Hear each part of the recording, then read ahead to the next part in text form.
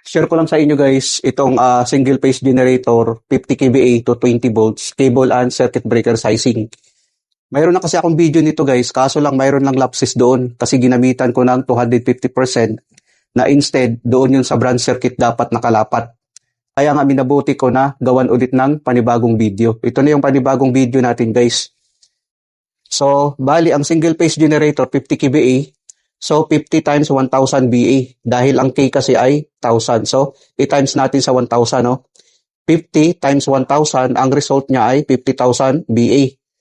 I-divide natin sa 220 volts dahil single phase ang ating generator. So, hindi na natin kailangan ang square root of 3 dahil single phase siya. Ito na yung 227.27 ampere full load current niya, no? Tapos sa cable sizing naman natin, gumamit ako ng minimum ampacity sa cable sizing natin para hindi masyadong malaki yung wire natin. So, gumamit tayo ng 115% times full load current. Ito siya, no? Full load current.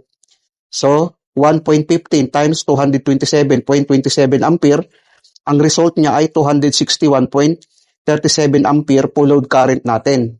Ang cable na ating gagamitin, ito siya, no? Therefore, we use single cable, 120 mm 2-core. Bali, dalawa ang sa loob. Single cable siya, pero dalawa ang sa loob. With ampacity of 301 ampere. Kasi itong 120 mm squared, guys, na cable natin, ang ampere capacity niya or ampacity, kaya niya hanggang 301 ampere ang kaya niya. Tapos, naglagay din tayo ng cable para sa ating grounding system, sa ating generator. So, 70 mm. Ngayon, ang tanong dyan, saan mo naman kinuha itong 70 mm?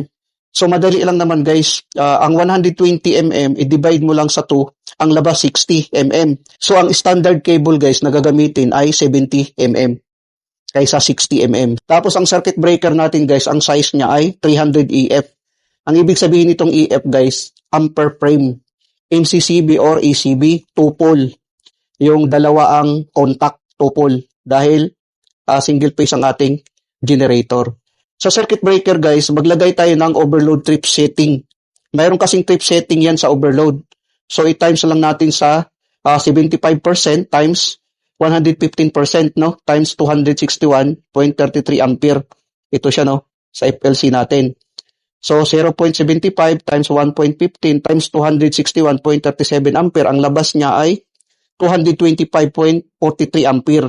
Bali, ang 300 ampere frame natin na circuit breaker, ang ating minimum at saka maximum ay 225-250 ampere trip. Itong at kasi ay tinatawag itong ampere trip.